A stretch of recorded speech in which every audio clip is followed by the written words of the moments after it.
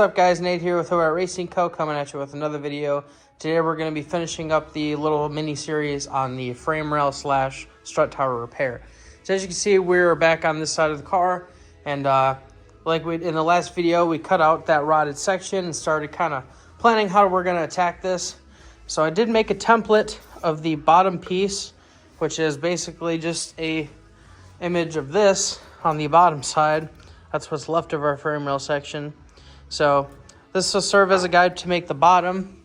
And what I'm probably going to do here is cut out this piece on metal. And I think I'm going to put little fingers on each side to fold up. That way we have something to weld to when we start boxing everything in. But yeah, so I got a little idea in mind. I do got to do some trimming real quick. Like right here, I got to trim that rusty metal out, as well as on the back side of the strut tower. So we'll get that cleaned up. And then from there, we should be good to start doing our thing. So I'll get back to you guys once I get that piece cut out and start fitting everything and tacking it in. All right, so as you can see, we have our bottom piece laid in here, and it sits pretty flat. And on the back end, we have it actually welded to where the previous piece of metal was. So it ended up coming out exactly where I wanted it to, which means the K member is going to sit level. It's going to be nice. And this template actually came out really nice. I got these little fingers bent up on the side so we can, when we start boxing it in, we got a nice meaty spot to start burning everything in really nice and tight. So it should be a nice strong joint by the time it's all done. So the plan right now is I'm going to see if I can start making this front section here and possibly mimic the factory frame rail, because as you can see, it's got a flange that actually curves outward. And this one, it was actually accentuated more, so it would come out and flatten, and then the top piece of the frame rail where the camera bolts would rest against sat on top of that, and it was pinch welded together. So we're going to see if we can mimic that in some way, or at least get close so it looks OEM-ish. Yeah, and we'll just go from there. So I'm going to see about making that piece, get the templates and everything made, and cut everything out, and I'll get back to you when we're ready to go. Alrighty, so as you can see here, we have our outside piece made. Actually, it wasn't too hard to make. I'm really liking this method I started doing where, you know, I'd start having edges wrap around to be welded up. And you can see we did the same thing here for the top piece where the frame rail will flatten out to accept the bolts of the K-member, and everything will rest on top of it. So the next plan of attack will probably be to start working on the inside. And as you can see, I burned the inside too, just so it's a nice structural joint. Don't have to worry about it. But so yeah, we'll start doing this outside piece, and then from there I'll probably get my sleeves to put in, and I'll probably weld those in as well. Just so if we have to work on anything in the future, drop the K-member, I don't have to worry about the sleeves falling out or anything. But you want to put those sleeves in here because they keep the frame rail from collapsing when you tighten the K-member to it. So even the factory piece had those sleeves in there, so we need to make sure we put those in. But yeah, it's getting there. It's coming along very nicely. I think this is going to come out better than the other side did, which, I mean, it is what it is. It seems like I'm moving a little slower on this one, kind of taking more time, doing like little fit and finish checks and whatnot. But I'm sure once we get to actually filling in the strut tower area, it's going to go back to looking like that side. But it is what it is. So I'll probably start working on getting everything prepped on the back side to accept the back piece of the frame rail. And yeah, so I'll get back to you guys when that piece is done. All right, so we didn't really get too far ahead of the last clip, but I'm going to have to call it a night because I'm running out of steel. So I've actually been using 16 gauge to recreate this frame rail section here because it's a little thicker, a little beefier. I trust it a little more than the thinner 22. The 22 was fine for like recreating the strut tower and the fender apron and whatnot. But for the frame rail itself, you definitely want to use thicker steel. You definitely want to use something that's got some beef to it. So I will go try to pick up some tomorrow after work, and we can continue on boxing everything in. I did make the template for this back section here, and then I do need to make a little square piece to fill that little spot where the frame rail is rotted. But other than that, we're still pretty on track. We got the rotted stuff cut away. Started wire wheeling this side just to kind of see where we really stand with everything. I also went fishing with a magnet. I don't know if you can see those holes in there. There was a lot of like nasty, you know, rusty metal that was just kind of falling into that hole. So I spent a good like, I don't know, 30 minutes or so fishing everything out with a magnet. Just because you want to get all that stuff out. You don't want to leave anything in there. Because once you start driving this car in the rain or whatever you're doing, all that moisture is going to get back into that spot and continue to rot what's laying in there as well as the metal around it. And you don't want that, especially if you're doing all these extensive repairs. So I tried my best to get that little area cleaned out. I also went through with a magnet and a vacuum and cleaned out this frame rail. So we're all good there. No rusty metal laying inside of anything. So yeah, like I said, tomorrow hopefully we'll continue on getting this frame rail done, start moving on to everything else. So I've started making a checklist too of once we get this side done, of what we need to do before we can actually paint. So for like one thing I noticed here, this is the factory sway bar mount for an 85 4-cylinder Mustang. You can see it's like barely spot welded on this side. And if I do put I shouldn't say if I do. When I put a sway bar back on this car, because I can finally do so, I feel like that's going to end up ripping off. So I'll just nip it in the butt now and probably hammer that back down and weld it, just so I don't have to worry about it. Now, the funny thing is, again, this is the factory sway bar mount for the 85 4-cylinder cars. I believe this frame rail is from like an 88 GT. So you can already see the mounting tabs are a lot beefier looking. You don't have the center mounts as much, which isn't really an issue, I don't think. But this must have been like a problematic issue, because why would Ford change it? You know what I mean? That's the only thing that really makes sense to me, is get rid of one issue, you know what I mean, fix the other.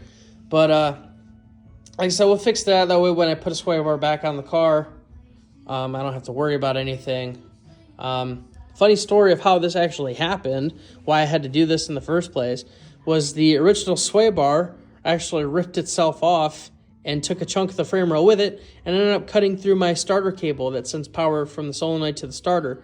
And every time I'd hit a bump, it would try to weld itself back together. It was arcing, and it was just, it was a big mess.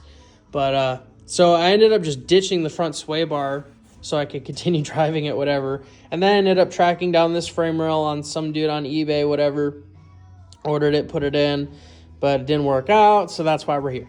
But we're making progress for sure. It's definitely getting knocked out. So, the other little thing too is I got to fix this little spot on the radiator support, because it's just that little spot, so I'm not too concerned about it. This support is still straight. It's not bent. It's not super rotted like they normally get on these cars. So I want to save it. I don't want to go too crazy if I don't have to yet. And then from there, I got to Dremel out that little spot. I also need to wire wheel this whole fender apron, see really what I'm looking at here, if it's ready to paint or if there's still more work I should do. But once we've established everything's done and good and everything looks okay, as good as it can, I guess, we'll go ahead and paint everything, and the engine bay restoration will be pretty much like 50% of the way. The rest of it is just the motor and like the wiring harness and everything else. I'm gonna try my best to make this look clean using most of like either OEM or somewhat close to OEM components. Stuff you won't really pick up unless you're a keen eye with these cars. So I just like doing little stuff like that. So, but yeah, that's the plan. So stick around for the next clip. So we are back in the garage. This time we have more steel and we have the hardware we're gonna use. So went to the local hardware store, picked up all this stuff here. So this is a 1/2" by 13, I think it said, or it might be an 18. It's a coarse thread bolt. It's 5 inches long. We got 2 metric washers because it's a snugger fit on the uncut portion of the bolt versus the standard washers that would be for this. But that's okay. I usually like playing with different hardware to get like a good fit and finish type thing. That's just me though. And then we picked up these 1/2" spacers. They're like steel sleeves. These are 1.5 inches long. And per the measurements I took from the frame rail that we're building, this frame rail is roughly 3 inches tall. So I was able to kind of get everything I needed. We got 2 steel sleeves. So per bolt, we're going to weld these sleeves together. And then silly me, forgot that we kind of hogged out the holes a little bit just to make everything, give it a little bit of a room to fit. So for whatever reason, if this doesn't fit correctly, even though it should because I've been measuring and cutting everything, The K-member has room to accommodate for the, I guess, inaccuracy that I could be doing. So that's why I did that. So what we'll probably do to remedy that slop that we have that'll pull these through is I'll take this washer. Once I burn these two sleeves together, I can put this washer on the bottom end of it. I'll probably have to grind one side flat to fit, because on the, we'll say the outside of this frame rail, where these welds are, where I burn the two plates together from the inside and outside, it gets a little close to those holes. So I'm not gonna have exactly the clearance I need, but that's not a big deal. We can definitely make it work. So I grabbed this bolt as a filler because I don't care about it, but I need to use these two bolts to attach the K-member back to the frame rail when it's done. So like I said, we'll burn those two sleeves together, get the washers put on them, and then I'll probably get back to you when it's done, and we'll continue on putting these sleeves, like burning them into the rail and plating the back of it to start really boxing everything in. Now, the reason I'm welding these sleeves into the frame rail is because if I ever have to service this down the road and I have to drop the K-member for whatever reason, those sleeves are just going to end up falling over and be lost in the frame rail. So now I got to cut open my frame rail to retrieve my sleeves and start all over again. So to avoid that, I'm just going to do it how it was from the factory, where they have sleeves literally welded in, and just run it like that. So it's just it's a bulletproof, life-proof, you know, situation. So let me get these sleeves and washers done up, and I'll get back to you when we're done. All right, so as you can see here, we got these sleeves all put together, got the washers on the end, and then we burned it all onto the frame rail. So these are in their permanent home forever now, which is awesome. So I got this piece cut out, which is our back piece for the frame rail that we'll be burning in here. So as you can see, it sits like that. So I'll get these sides burned in first, and then heat these up and start tacking them in so it's all nice and uniform and decent looking. And then this will also give me a guide for the height of where the frame rail is supposed to be. So I can remake this trough piece like I was talking about. So I'll have a raised lip here, and then it'll fold, make a flat section here, and then it'll have a bend that comes up to mate to the fender apron here. So once that's in, I'll be able to start really kind of reconstructing the bottom of the strut tower here. And then from there, it should be a decently uniform finished product. And then once that's done, we can start finishing our other little prep and stuff to do for the engine bay, and we can get this engine bay undercoated. Alrighty, so here we are. We have the back plate burned in. It's not complete, but it's there for the most part, and we can continue on with what we're doing. So now I'm looking at mocking up the top plate for the frame rail. So this is what I'm thinking. I'm actually using the same piece I made, the template from when I made this piece, because it was pretty close to the same dimensions. But as you can see here, we have it mated up pretty nicely. We got a nice little fold that'll meet up to that back plate we put in on the frame rail. So yeah, I'd say she's looking pretty all right. I dig it. Obviously it's just a rough fit, it's just cardboard, but it's definitely it. So I'm gonna play around, do a little bit more measuring and tracing and trying to map this thing out as best as I can, and I'll get back to you when we get this top plate complete. Alrighty, so we got that top plate burned in. You can see we got it spot welded all the way across that little lip that we made, just like the OEM unit had. It came out decent, and we still got little tabs here. So I'm figuring out how to recreate this. And then I just remembered too, that because I'm gonna be running the 93 Cobra booster, I need to clearance this a certain way. So I've been trying to come up with a way to figure that one out, because it's gonna be a weird piece to make. And then I also started making this little trough area here that I was talking about. So it'll sit kind of something like that. You see, we gotta be careful because of where that lip pops out from when they put all this together. But to make this one solid like lip here, I guess, I'll probably end up taking a piece of 16 gauge and spot welding it to the side and then burring it all in, just so it's a nice complete piece. But yeah, I'm still trying to map all this stuff out. It's just there's so much going on in this area. So yeah, it's a lot of like planning and, you know, figuring some stuff out. So I'm going to see if I can kind of push this in a little bit, just beat her in with a hammer, and then maybe do like just like a flat section to kind of fill this area. Because again, we need clearance for the strut tower. And yeah, so trying to figure that one out.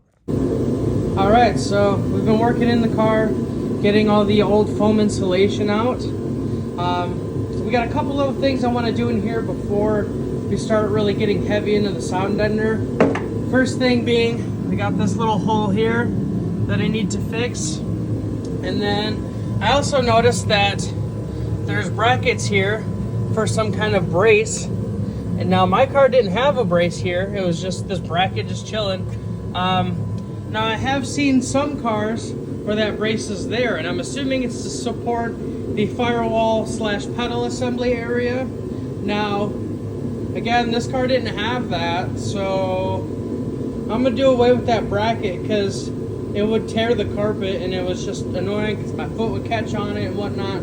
So we're gonna get rid of that, as well as seam seal the back side of our AC delete panel that we made. And then once that's done, we'll be ready to start laying the sound deadener in. All right, guys, so some time has passed since I started originally filming this video. I apologize for the big gap, but car didn't make it to pits. It did it so good too, but couldn't make the car. But the thing I want to spit out here before we get into this is if you haven't been to pits yet, Ponies in the Smokies is what I'm referring to. If you haven't been there yet and you're contemplating on going, do it. It's honestly, I had such a blast. And if this little friggin' Ranger can make it, you definitely can too. It's just the daily, but she does it good. But either way, back to the car. So, yeah, didn't make it to pits. The thing that originally had stopped me was I couldn't justify spending the money on the new Master / Booster combo before going on this trip. So I decided to wait till I get back. That way we can, when it's physically in my hand, we can mount it in the car to test fit it, and we can rebuild the strut tower around it. That way we don't have to take a hammer to our finished product when we're done. And I'll figure out a way to do that. So next week I'll probably order that when it gets here. We'll definitely be filming on doing all of that again. So the frame rail / rust repair series, as far as here goes, is going to be a little longer than originally anticipated, but it is what it is, you know. Things change with these kind of, you know, builds and whatnot. But I definitely got to see some cool inspiration from the Autorama and Ponies in the Smokies. So it definitely gave me some ideas and got me motivated to get this car rolling again and get back into the game. So to kind of fill you guys in on what's happened since the last time you've seen the car, nothing crazy, just little stuff I wanted to do. As you can see here, we started cleaning up this strut tower area. I'm not done. I still have more I need to do on this before I feel like it's good.